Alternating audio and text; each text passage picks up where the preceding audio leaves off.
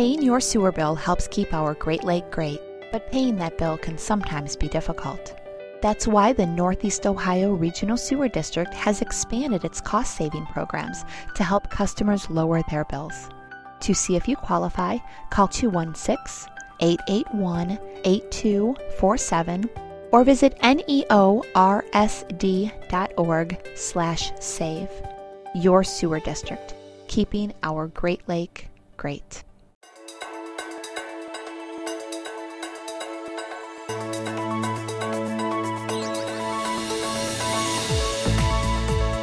The Northeast Ohio Regional Sewer District presents Clean Water Works, a monthly news magazine and your source for local water, sewer, and stormwater news that affects you and your community. Clean Water Works features the people, projects, and programs that are protecting your health and environment. Your sewer district, keeping our Great Lake great. Hi, and welcome to this edition of Clean Water Works. Today we're here in the Analytical Services Department of the Northeast Ohio Regional Sewer District. In today's episode, we're going to learn a lot about water quality testing here in the lab, and we're also going to learn about deep tunnel excavation of our Doan Valley Tunnel.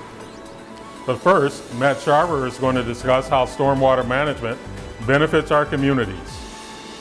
Hello, I'm Matt Scharver, Deputy Director of Watershed Programs at the Northeast Ohio Regional Sewer District. And today we're going to discuss with you elements of our Regional Stormwater Management Program. And all this information can be found at our district website at www.neorsd.org. One of the first things that we've done at the Northeast Ohio Regional Sewer District, and we've been doing this for years, has been getting out in the field and inspecting the regional stormwater system. Again, that 476 miles of stream network, whether it's a small tributary stream or the mighty Cuyahoga River, we are inspecting that for debris jams, sediment deposition, erosion issues, understanding where flooding is occurring and affecting infrastructure, road crossings, private property, and the like. And as you can see, there's much debris that accumulates in these stream courses, big and small, at critical points within the system, either at culvert crossings, railroad crossings, bridge abutments, and other items like that that could cause significant issues during large storm events. So our stormwater inspection and maintenance crews are out in the field inspecting that and then managing to remove that material from the system. So again, we achieve free-flowing conveyance during storm events. So any customer in our service area can contact the Northeast Ohio Regional Sewer District to make us aware of issues that they see on their local stream. Our customer service number is 216-881-8247, and you can contact that number at any time and get a customer service representative to pass that information on to our stormwater inspection and maintenance group. We do service 56 member communities through our stormwater management program, and we have a person that's dedicated and assigned to each of those communities, and we refer to those folks as our watershed team leaders. So they are a conduit to the communities and back to the district for information passage back and forth, so we understand what's happening in the field at all times.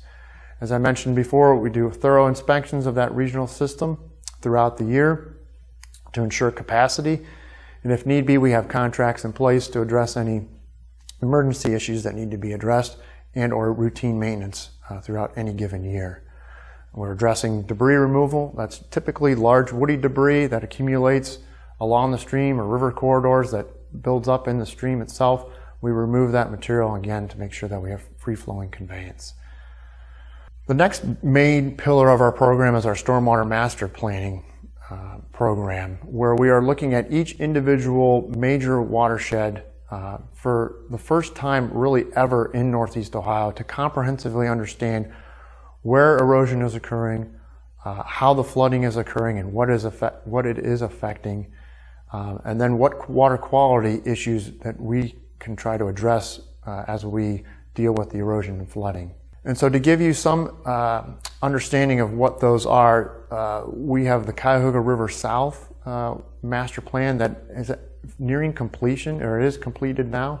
That was a significant investment for that particular area, where we have developed alternatives and now recommendations that we will move into our design and construction phase to implement solutions along those watersheds within that master planning area. We've broken the Cuyahoga River up into the south and the north areas because it is a larger watershed, and we're moving to completion on the Cuyahoga River North master plan.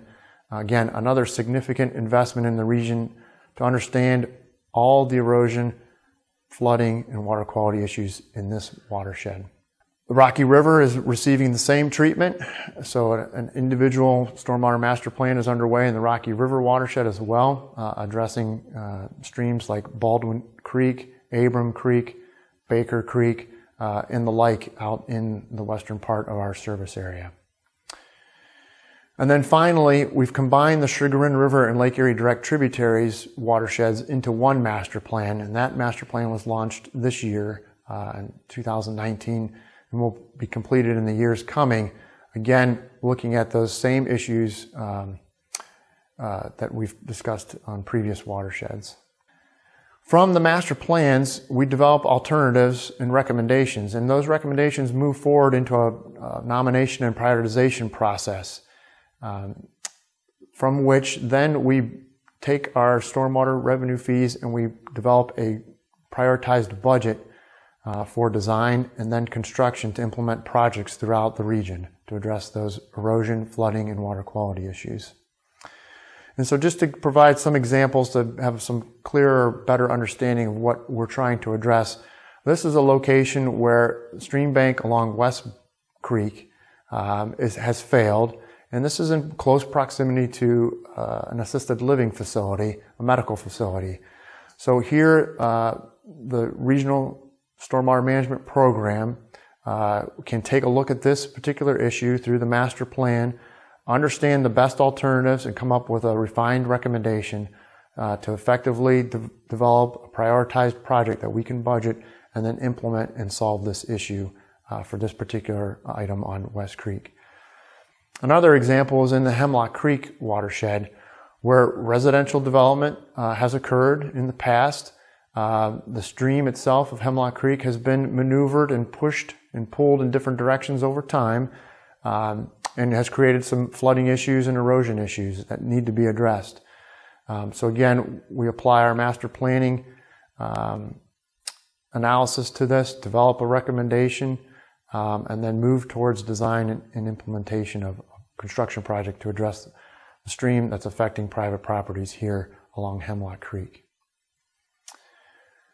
So moving into our construction, what have we done thus far under the program? The program has actually been moving forward since 2013 when we initiated our fee collection, and I'll talk a little bit more about the stormwater fee in a few moments. But in terms of construction, what's been completed thus far, here are a few examples. This first example is Beecher's Brook in Mayfield Village.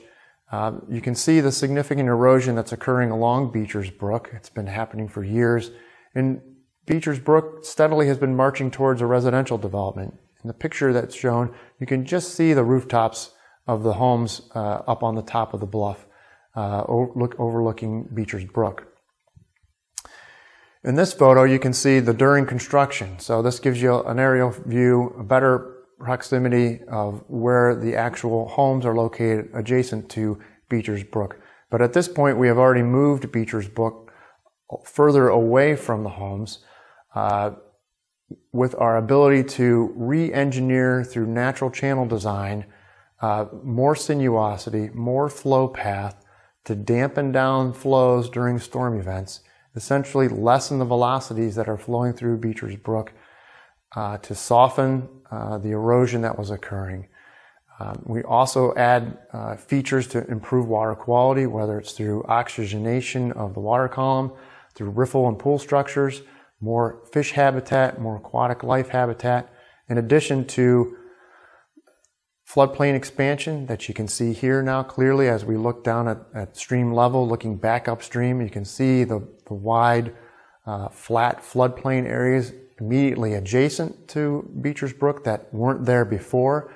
They are now all revegetated with trees that will continue to grow and replace that riparian corridor, providing much needed shading on the stream for good water quality benefits.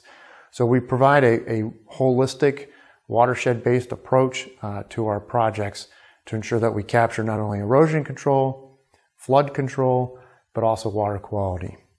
Moving into Doan Brook within the city of Cleveland, this is in the Rockefeller Park area. Doan Brook, again, was marching steadily towards Cleveland Museum of Art, causing a slope failure. So this was an area that needed to be addressed as well from an erosion standpoint.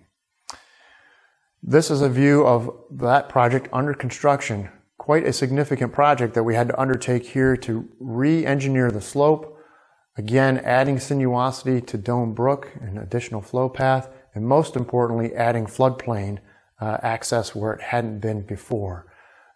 So a significant investment here in Doan Brook within Rockefeller Park, but with tremendous benefits, including some water quality benefits as well. Here in the finished product, you can see the slope is much more stable, completely vegetated now, will become a forested corridor in the future, and you can see the broad, wide floodplains adjacent to Doan Brook and the stabilization that's occurred there. If you have any questions about the Regional Stormwater Management Program, feel free to reach out to the Northeast Ohio Regional Sewer District through our customer service number at 216-881-8247, or go to our website, www.nersd.org. Again, there are specific folks, watershed team leaders for each and every community throughout our stormwater service area that you can individually reach out to and get information about the program, or if you have an inspection you'd like to request or a problem area that you'd like us to review, we are happy to do that and offer our services for everyone, all of our customers. And now we're going to head out to one of our deep tunnel excavations.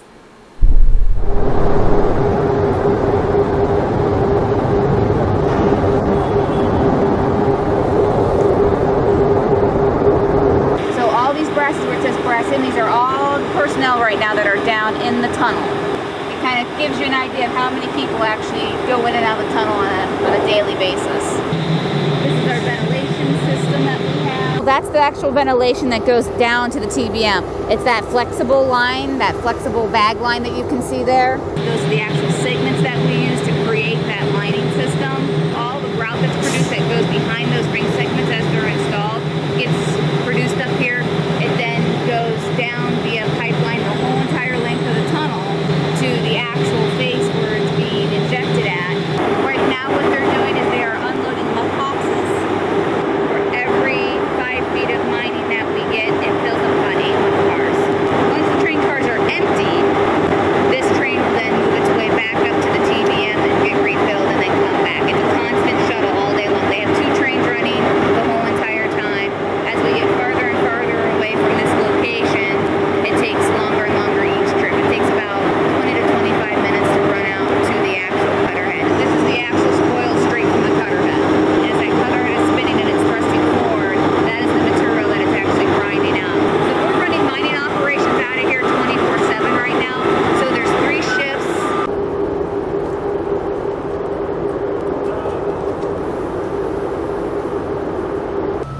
Solid concrete all the way through the segments. It's actually a steel fiber reinforced concrete.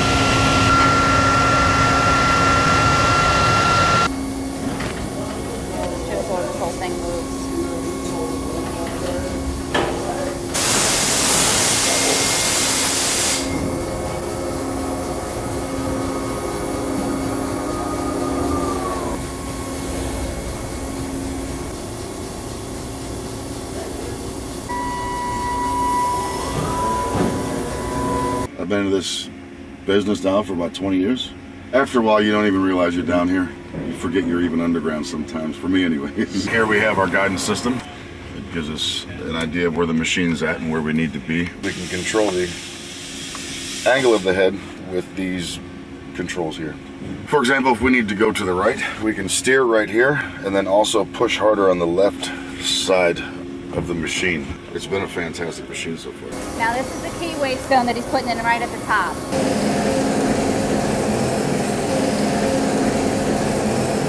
Once this tunnel is finished, it'll almost be 2 miles in length.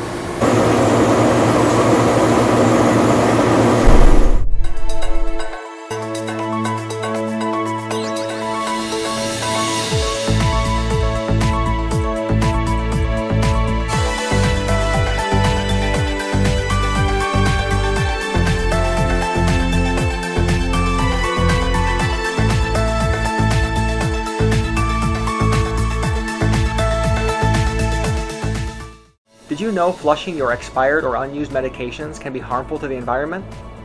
Wastewater treatment plants are not equipped to remove pharmaceuticals from wastewater, and when the treated water is released into the Cuyahoga River and Lake Erie, it can still contain traces of these medicines. The best way to dispose of unwanted medicine is to check for a local collection event. The Cuyahoga County Sheriff's Drug Drop Box program allows residents to deposit unwanted prescription drugs at drop boxes across the county. To find a drop-off location, visit rxdrugdropbox.com or call 211. The Northeast Ohio Regional Sewer District also makes it easy to pitch those pills and safely dispose of unwanted medications at our free pharmaceutical collection events. If you are unable to attend a pharmaceutical collection, there are ways to safely dispose of medications at home. Visit neorsd.org/pitchthosePills for more information. Protect water quality and your family by disposing of pharmaceuticals properly and safely.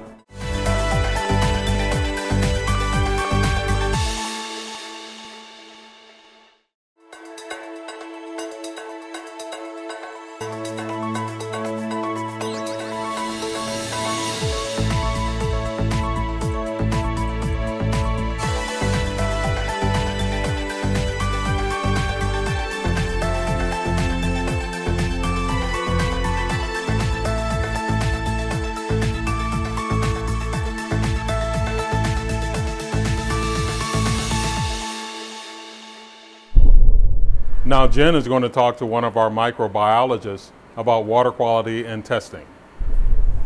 Today I'm here in the Analytical Services Department of the Northeast Ohio Regional Sewer District.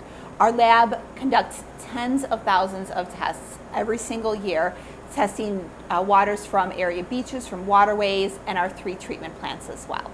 Today I'm here with Adam Diedrich. He's a microbiologist here at the district. Can you tell me a little bit about the study that we're participating in? Yeah, so right now we're testing the waters of the beaches and rivers in Northeast Ohio for bacteria that is specific to humans. This bacteria lives in the human guts, and when we flush our toilets and the water goes into our sewer systems, it can potentially get into our lakes. So right now the human DNA that we're testing for is called HF183. It's a method that was developed by the EPA, and we brought it into our lab to use. It's a great tool for us to kind of mitigate the contamination here in Northeast Ohio. As you know, we are investing $3 billion in infrastructure improvements here in Northeast Ohio, and a lot of that is done to mitigate the amount of combined sewer overflows that are here in the environment. And one thing that we're looking at is other sources of bacteria, both human bacteria and animal bacteria, to determine if the CSO is the sole cause or if it's other causes. Is that right? That's correct. So right now, E. coli is very easily tracked throughout the environment. However, one of the big things that we're looking for is where that E. coli is coming from. That's great. Can you show me a little bit about the work that you're doing here? Yeah, so one of the things I work with commonly, pretty much every day, is called a micropipetter. What you do is I have this box full of tips. I get one tip. There it is. And I take this nice little blue solution that I've made, open the cap up, insert. The fluid gets drawn up.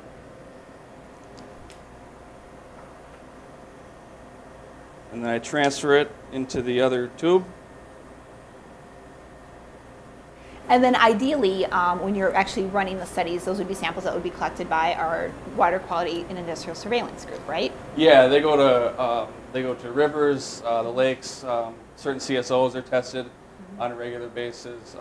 We periodically get samples from our wastewater plants. So once our sample is taken from the environment and put into vials such as these, we need to break the cells up so we can get access to the DNA for the testing. For that, we employ a bead beater. It beats up the cells and allows access to the DNA. So for this instrument, you have to load it evenly. So that's why I have one vial here and one vial here. Next, we put this little cap on it. Next, we lock it, put the cover down, and the fun part,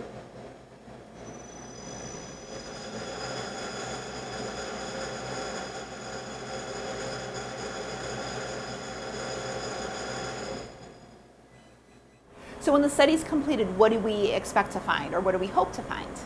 well, we always hope to find no contamination. Unfortunately, that's not always true. So we monitor locations to find out if there's human DNA in our water streams, and if there is, it gives us an opportunity to figure out where it's coming from and to mitigate that issue. Great. Well, thank you so much for having us out today, Adam, and showing off a little bit of your lab. We really appreciate all the great work that you do and the great work that your entire team does to help make our Great Lake great. Yeah, you're welcome. Thank you for having me. Thanks for watching this episode of Clean Water Works. I'm Jen. And I'm Ray, and we'll see you next time.